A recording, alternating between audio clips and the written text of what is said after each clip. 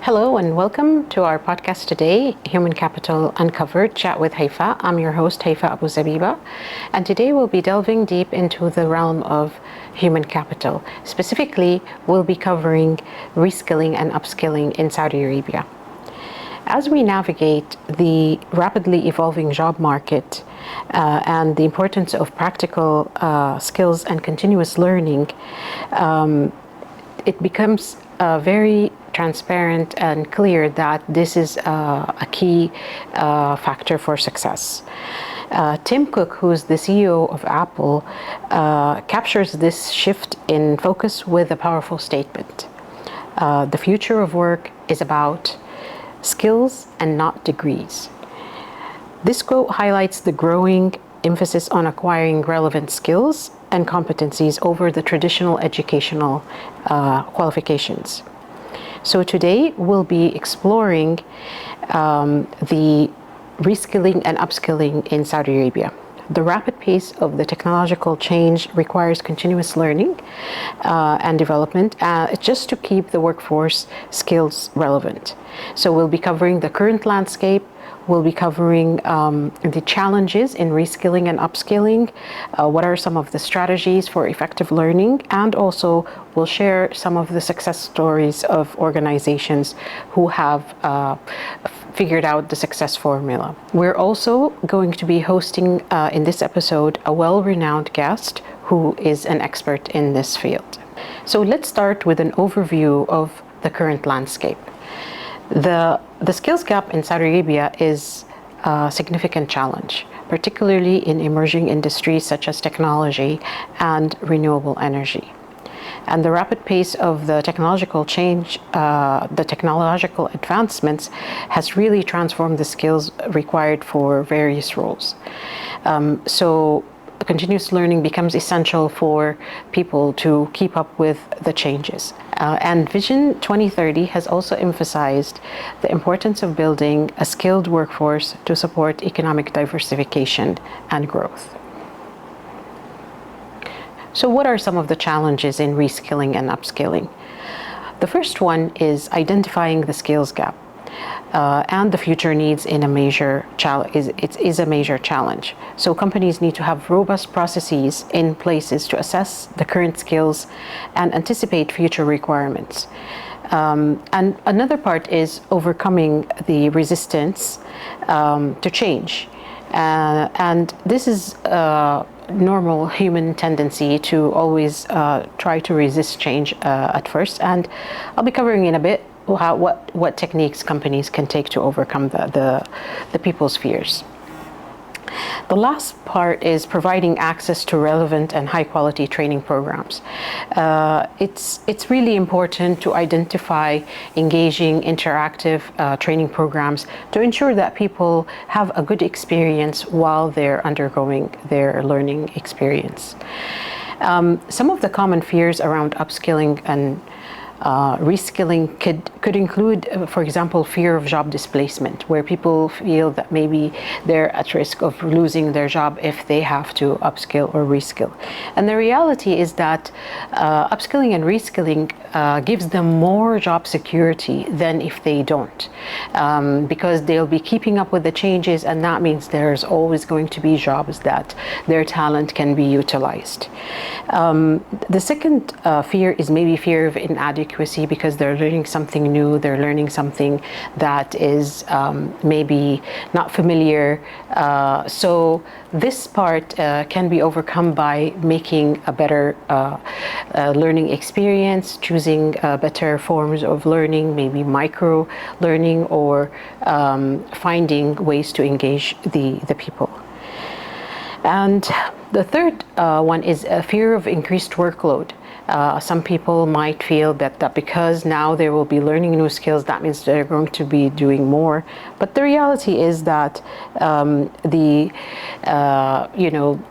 for example, they still have to do their job and then they have to learn the new skills. So this means they don't really have enough time in the day to do this. So it's important for organizations to allocate specific time for people to learn during the working hours in order for people to be able to to learn and dedicate time to learning as well. So what are some of the strategies that were effective in reskilling or upskilling? There's three main ones. The first one is partnership with educational institutions. And here the educational institution helps create programs that can bridge the skills gap. Another one could be leveraging modern learning platforms, such as massive open online courses or learning experience platforms.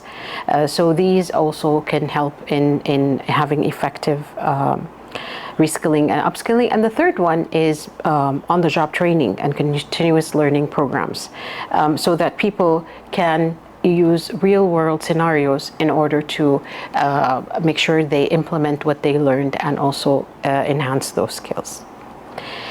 There's three main case studies that I want to use today in this episode, and the first one is my favorite, which is Saudi Aramco. Saudi Aramco really has a comprehensive learning program and development programs that have proven the test of time. And basically, for example, they have partnerships with educational entities such as MIT or Harvard or Stanford. They also have online learning platforms which help make it easier for employees to go in one place to learn about all the skills that they need depending on their development plan. And also, this helped them to build a highly skilled workforce that helps them to execute the strategy and strategic priorities. A second example is STC. STC also has invested in modern learning platforms and continuous learning programs, and this also has helped give their employees access to a range of online courses, training resources, and it resulted in them improving their skills as well. The third example is NEOM. NEOM has, of course, adopted a forward-thinking approach to reskilling and upskilling, and they focus on giving employees opportunities to learn new skills and apply them in innovative projects. And this is a key step, is once people learn a skill, it's important to let them implement it right away to retain the learning. Otherwise, they would really lose all the benefit of the learning. So what are some of the reskilling and upskilling programs? I mean, companies today have a wide array of solutions. For example, there's Coursera, there is Udacity. Coursera has well-rounded courses in all fields. They also have some certifications, so that could be really helpful in helping a person to build their skills, whether it's technology or leadership or any other specialty depending on their role. Udacity also, they have a lot of, for example, certifications that help, especially in the digitalization, machine learning. They have what they call nano degrees, and so this helps in building certified learning that you can help employees to leverage that skill. And there's other smaller platforms like Udemy or Skillshare. The idea here is to make sure that organizations give employees a wide array of choices so that they can dedicate the time to learn. I'm thrilled to welcome Faisal Siraj, who is an expert sales trainer and consultant here in Saudi Arabia. Faisal is the business owner of Wijhah Training Company. And he carries with him 14 years of experience in success and sales training. He has trained and mentored and coached corporate executives, sales consultants, and business owners to fulfill their aspirations, their career aspirations, their business and life aspirations as well.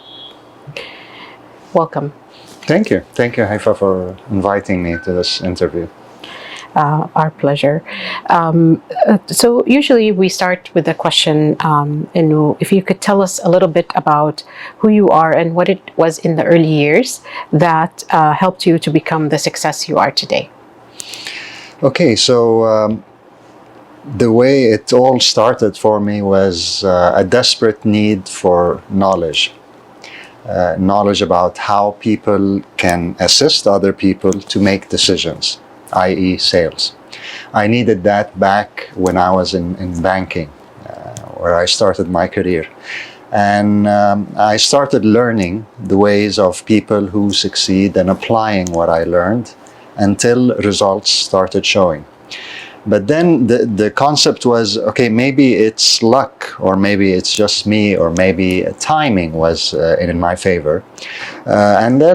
So I decided to assist other people, share what I know with other people, and saw results happening also in their lives. From there on, I decided that that's what I'm going to follow for the rest of my life, which is enabling, empowering individuals to reach their goals in life and in their career. That's amazing. How you switched careers to follow your passion. That's. I always, have a great respect for people who are courageous to take that step. So that's amazing. Can you provide maybe an overview of your role as a sales trainer and facilitator, and what are your key responsibilities? Yeah. So. As the first thing I do when I walk into any meeting room or training room is ask myself a question: how can I assist people to transform? What I'm looking for is transformation, not information. I'm not looking to deliver information. YouTube does that. I'm looking to assist in transforming a person's thinking and approach to his sales process. So what do I know about the group? What are their capabilities? What's standing in their way? How can I provide the context for them to change? That's really my goal. It's not about sales. Of course, I do share sales points and steps, etc. But more importantly is providing answers on how the context that holds everything together. Yeah, that's amazing. And in this role, what are some of the biggest challenges that you face with maybe companies that you work with, or maybe individuals that you're trying to transform, and how do you navigate that? Yeah, so typically, like any companies usually have parameters of what they think about and how they operate and what they invest in. The biggest thing we face mostly with company is the educational process that takes place before saying, okay, I'm going to invest in my people. Companies usually are thinking in terms of budget. And it's funny, when you think about it, budget is a number that's set to control cost. Whereas my approach is, if you give me a rial today, I'll give you 2 rials tomorrow. How much would you give me tomorrow? So it's an investment kind of an approach. And this is the educational process that takes place. So first of all is the budget thinking versus the opportunity thinking, the investment thinking. The second thing is, okay, I ask a company, you have a budget, I appreciate that. How much was your budget for marketing, for instance?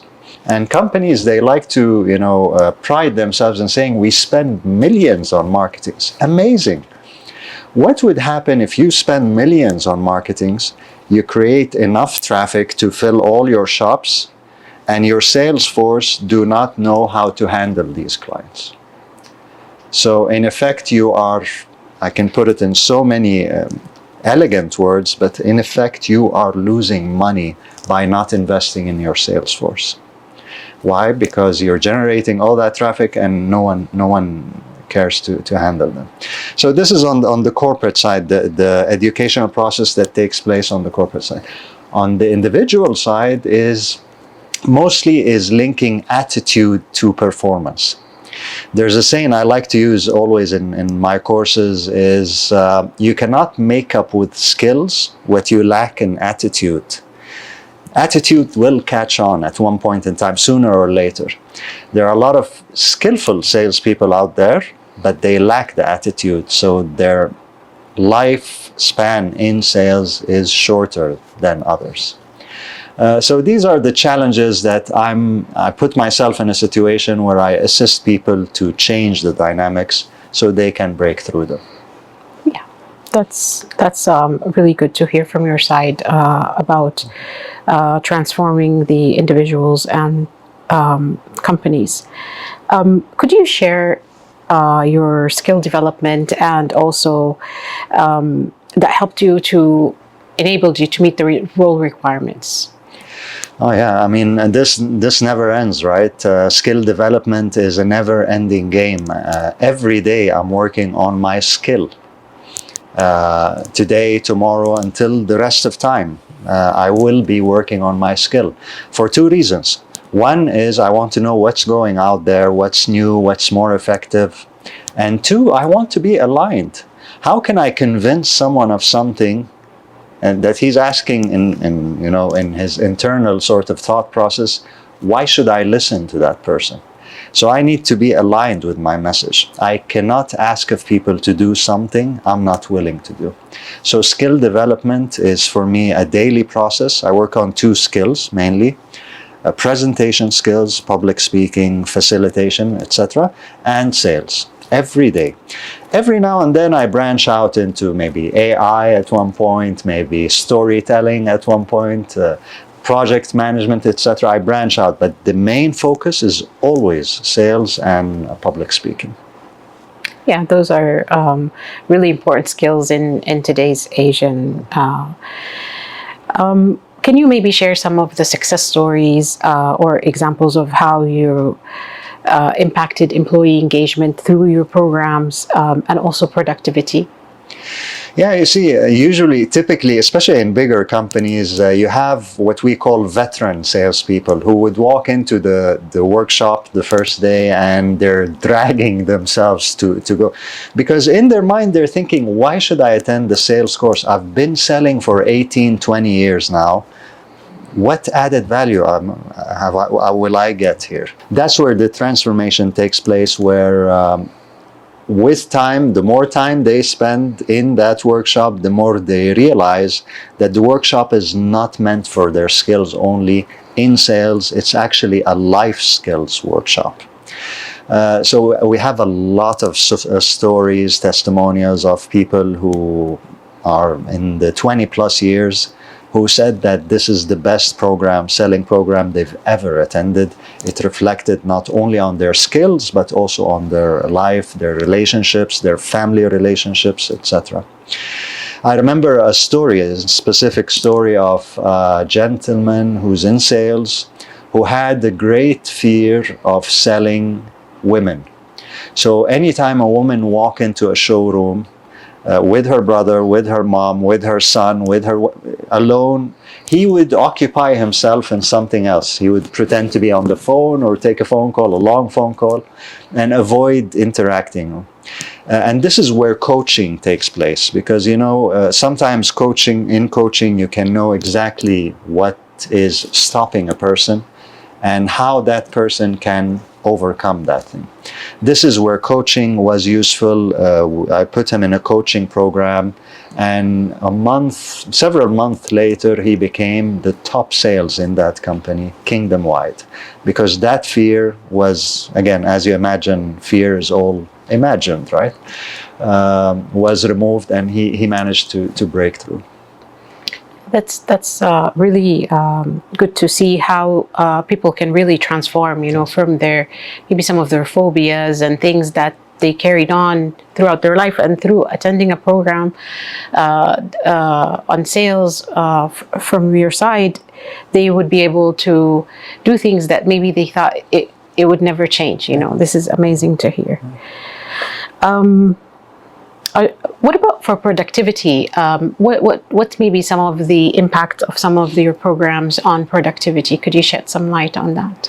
Yeah, so this is exactly the first couple of hours in our workshop. It's about productivity, because you cannot spend, let's say, 8, 9, 10 hours of your day, not having slept well, not having had your nourishment, not enriched yourself in different levels, meeting people and assisting people in making decisions when you're not at peak productivity. So this is the first thing we start with: how to amplify your productivity every day, so you'd be able to give and add value to people's lives. Yeah, that's amazing. And as we have many aspiring HR professionals tuning in, what could be some of the advice or tips you could share with them for those who are hiring for a sales position, for example, or those who want to improve their sales? Yeah, I guess this is another thing. A lot of people, especially sales managers, they come into a bigger corporation and they say, look, I inherited this team. I'm not the one who hired them. I'm not the one that took them here. And now I have to deal with this performance. Yeah. And it's almost like they're saying, I have no hand in who hired them or why they're hired, but this is something I need to deal with. So for HR managers, what I would recommend, and Tyson, I'm going to also present something here, is they infuse the interview process with real world examples of sales success, how they succeeded. They would link, if the candidate is of a nature of, when you ask a candidate, for instance, why did you leave your previous employer? And you suddenly find the candidate either complaining or blaming maybe the circumstances or the economy or his boss or something. Yeah. That's not a very encouraging sign, especially for a sales individual. If he's a blamer, he's definitely not going to do well in sales. So you want to give him some sort of a simulation in the interview process to know the quality, the attitude, the commitment level, because commitment is higher than sales skills. Attitude is higher than sales skills. If that piece is not there, sales skills will be jeopardized. And on that occasion, I'd like to present your viewers with a gift, a list of questions I prepared. It's a free gift. Maybe I can share a link later. Yeah. They'd log in and I'll send them the list of questions they ask any sales candidate that enter the company. That's great. Thank you. Mm-hmm. Very useful gift. My pleasure. There's also a book I read a few years ago. I think it came out in 2019. And it was called basically that how we're all salesmen. Yeah. In different ways. Could you tell me about how that can be? How can we all be salesmen when even if our title is not salesman? Well, that's phenomenal, because the biggest salespeople on earth, they don't have the title of a salesperson. Mm-hmm. I mean, think of the likes of Warren Buffett, for instance, Steve Jobs, etc. Warren Buffett.